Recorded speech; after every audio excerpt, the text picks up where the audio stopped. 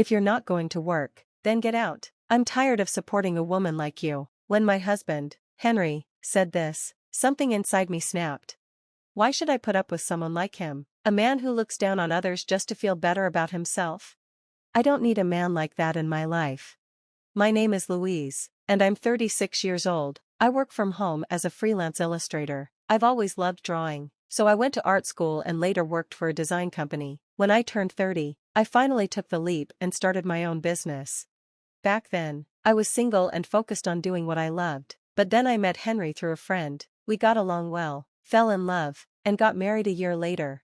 Henry worked for a company that had offices all over the world, so he traveled a lot. Because of his demanding job, he wanted me to be a full-time housewife. I agreed and stopped working as an illustrator after we got married. Since Henry was always busy, I understood that someone had to take care of the home. I believed that marriage was about supporting each other, so I had no complaints. I thought I could still practice my art and return to work when the time was right. I loved Henry, and I believed he loved me too. We trusted each other, and life was good. But things changed when Henry got promoted. He was given a new position as the general manager of a sales office, which meant we had to settle in a new city. We had moved often because of his job, so we were both happy to finally stay in one place. For the first time in a long while, I started thinking about my own future. Maybe I could work again. But reality was different. Henry was busy with his new role, and we soon realized that our rent was higher than expected. His salary was enough for us to survive, but we were struggling. Since his company didn't cover rent, we had to use our savings. I wanted to save money for the future, but at this rate, we wouldn't have any savings left. So, I asked Henry if I could start working again. I assured him I would still manage the house, but his response surprised me. I'll allow it, but you still have to take care of everything at home. His words felt wrong, but I brushed it off. I had supported him all this time, and maybe he was just feeling anxious about our new life. I was excited to work again. But soon, Henry started acting differently. What is this? He asked one night at dinner. It's pork chops with mashed potatoes and vegetables, I said. This is garbage. You're home all day, and this is the best you can do? Henry had never spoken to me like that before. I won't get any energy from this kind of food, he continued. I tried to explain. I bought carrots, Brussels sprouts, and potatoes because they were on sale. And you like pork chops, don't you? Henry's face turned red. Are you saying my salary isn't enough? He shouted. I shrank back, shocked. That's not what I meant at all. Do you know how hard I work for you? I just got promoted, and you dare to complain? I wanted to defend myself, but stopped. Henry was under a lot of stress. He was responsible for his team at work and providing for us. So instead of arguing, I said, I'm sorry. Maybe he was just exhausted. And so, I convinced myself to let it go. But Henry's bad attitude didn't stop. Hey, you're not cleaning the bathroom properly. Where's the shirt I was supposed to wear today? You'd better brush my shoes. Henry had never been like this before we moved. What was wrong with him? Every day, he yelled at me. I started doubting the man I had married. Balancing housework and my job was harder than I expected. If I focused on housework, I had no time to work. If I focused on work, I couldn't keep up with house chores.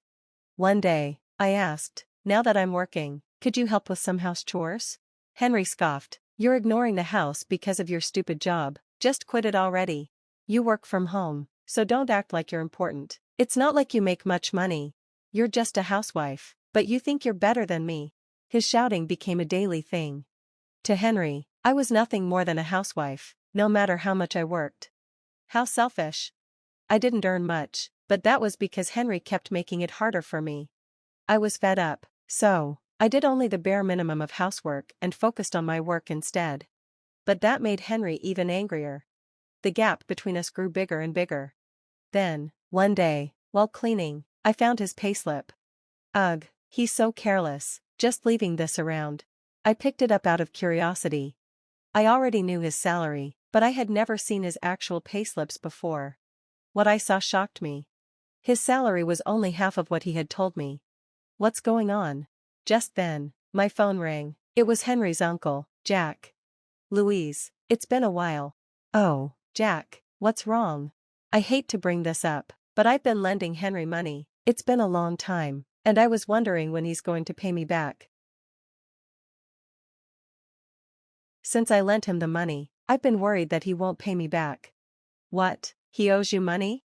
Everything suddenly made sense. Henry had borrowed money from Jack to cover up the missing part of his salary. He had lied to me. The amount he borrowed? Around $10,000. I apologized to Jack and promised to pay him back. Even though Henry had done something so awful, Jack didn't blame me. He just said gently, "As long as he pays me back, it's fine." That night, I had enough. I didn't confront Henry about his debt or the payslip, but my anger kept building. He had looked down on me, forced me to do all the housework, and even got in the way of my job. Yet, he still acted like I was the problem. When will you learn to do proper housework? The food is terrible, the living room is dirty. What have you been doing all day? Playing around with your silly job? Being a housewife is so easy. I finally snapped. Do you even hear yourself? I cook, I clean, just as much as you. If you don't like it, do it yourself. You come home early enough now, so why don't you help?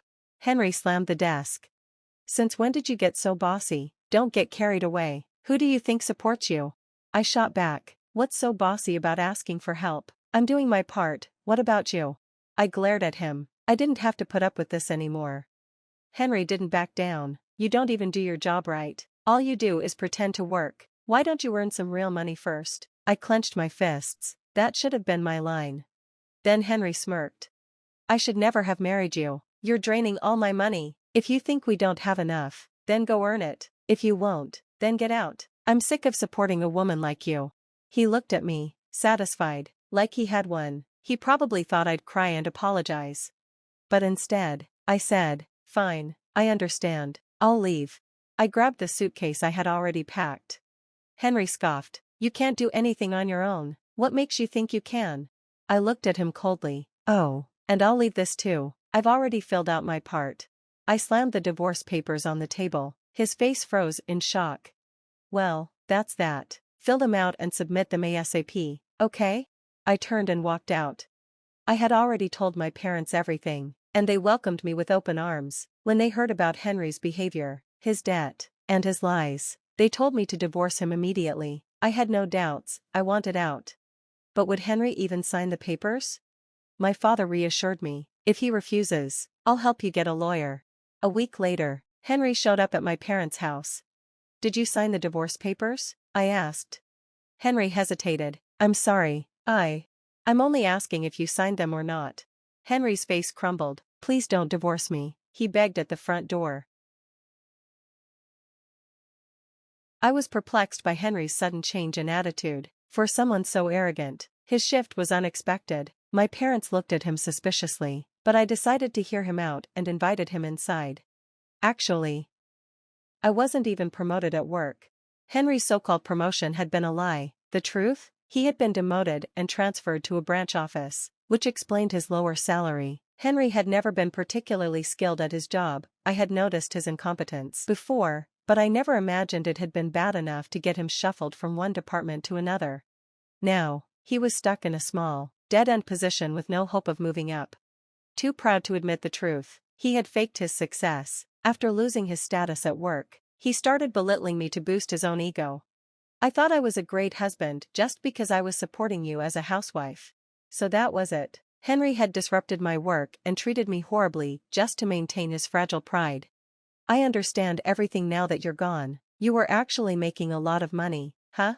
Before I left, I had deliberately left a copy of my bank book in Henry's room. My income wasn't as high as it used to be, but it was still enough to cover expenses. I finally realized that I need you. I can't pay the rent alone, but if we work together, we can make it work. Let's start over. I want to be with you. I won't ever treat you that way again. Henry had tears in his eyes, but I felt nothing for him anymore. If you can't afford the rent, why not just move somewhere cheaper? And what about your debt? Don't you need to pay Jack back? Henry's expression shifted. How do you know about that? Even after all this, he was still hiding things from me. I shook my head. If you truly wanted a fresh start, don't you think I had the right to know about your debt? My father, who had been silent until now, finally spoke. You're too dishonest, Henry. I can't trust my daughter to you anymore. Henry didn't argue. He knew he had nothing left to say. If you refuse to sign the divorce papers, I'll get a lawyer involved, I warned. Your verbal abuse, everything you said to me, is enough evidence for a divorce, and I have proof, so be prepared. Henry let out a defeated sigh and reached into his bag. Slowly, he pulled out the divorce papers. I really can't take this back, huh? It's too late, we're strangers now. I took the papers from him. Now, I'm focused on my career as an illustrator. I never imagined that leaving Henry would change my life so drastically, but I have no regrets. You only live once, so it's better to live happily, on your own terms.